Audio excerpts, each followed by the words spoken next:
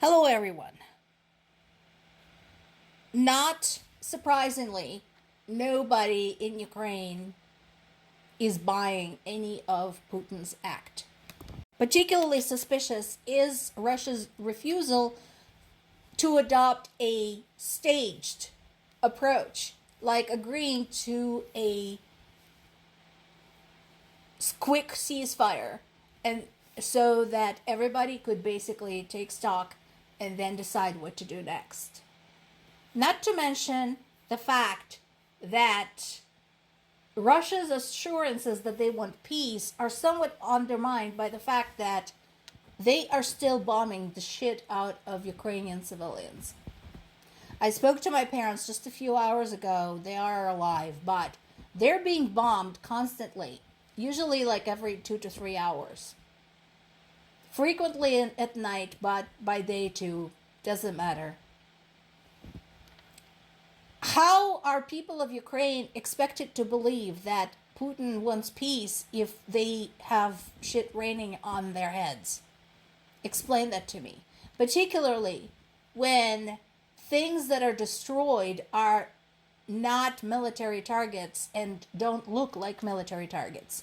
Explain to me, for example, what was the use of destroying a bus depot?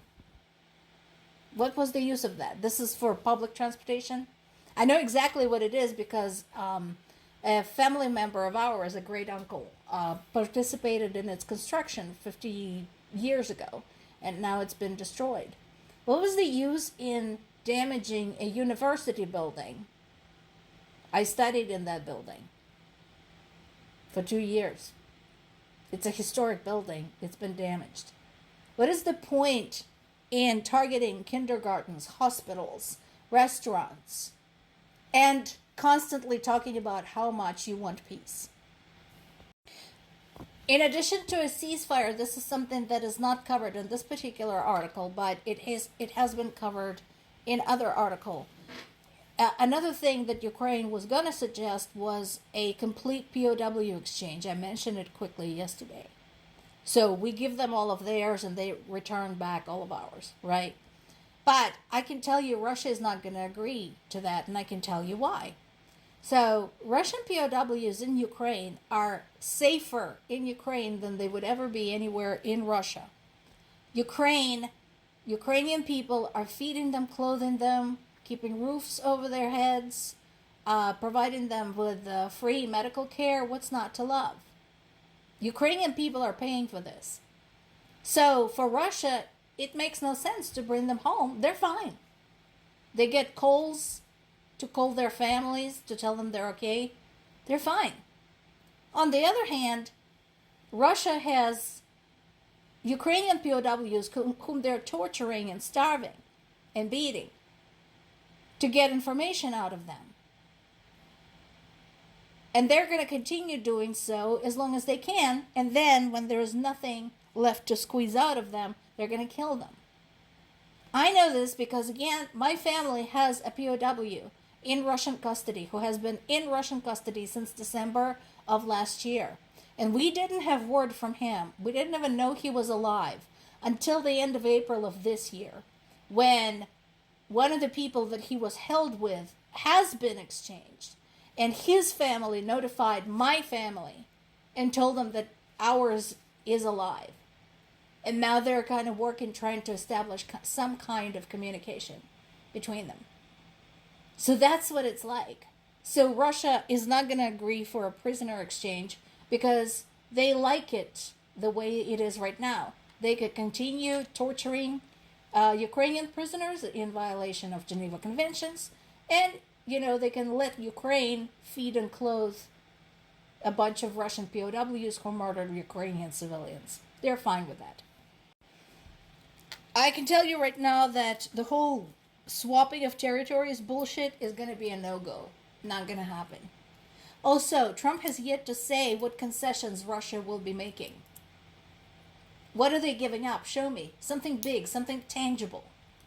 Because so far, all I'm hearing is what Russia will be getting if anybody were to agree to this. Now, I can tell you that nobody's gonna, because right now Ukrainian government is holding strong and basically refusing. But Ukrainian army, Ukrainian military leadership, and Ukrainian civilians have already said, even if our government folds, we're not gonna. We're gonna keep fighting either until we drive these people off our land or until we die. And that's what they're gonna do.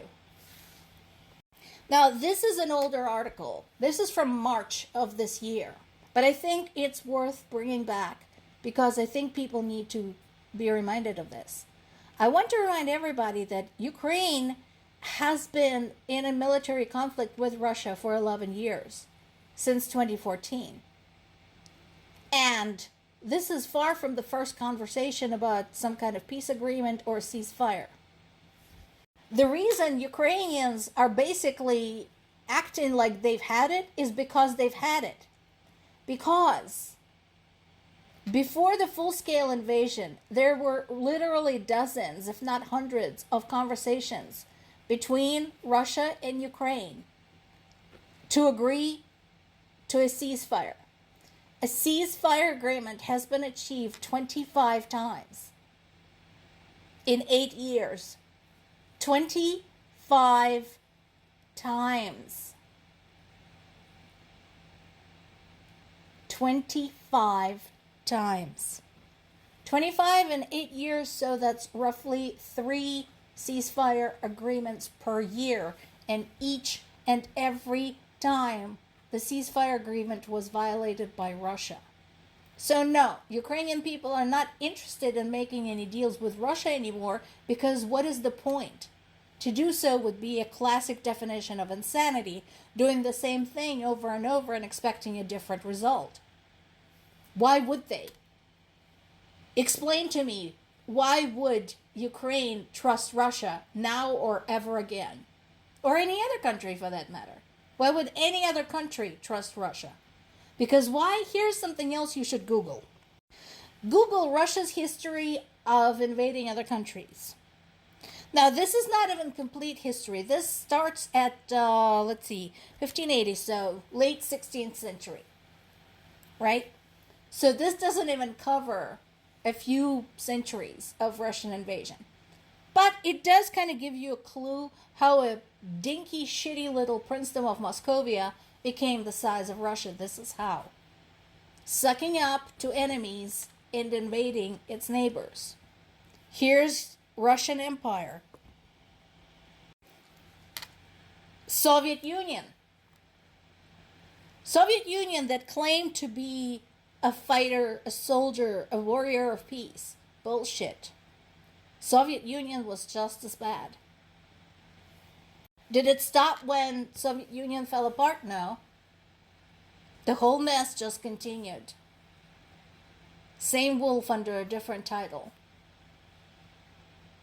So it's not just Ukraine. Go and read history. Do not tell me. Do not tell me to go read history. I've published more books than you have read in your entire life. And that is not an exaggeration. I know the rate at which American people read. I'm not exaggerating. And I know how many things I published. So considering how much I published, you can't even fucking imagine how much I read, including history. I know the history of my country, where I was born and where I grew up. Do not tell me to educate myself. I'm educated. I've lived this. I have lived this. I have lived the Soviet stagnation. I have lived the perestroika. I have lived through the fall of the Soviet Union. This is my life. This is my history. And I'm telling you, this is real. Ukrainian resistance is real, and it's valid because this is what Russia does. It's part of its modus operandi. More to come.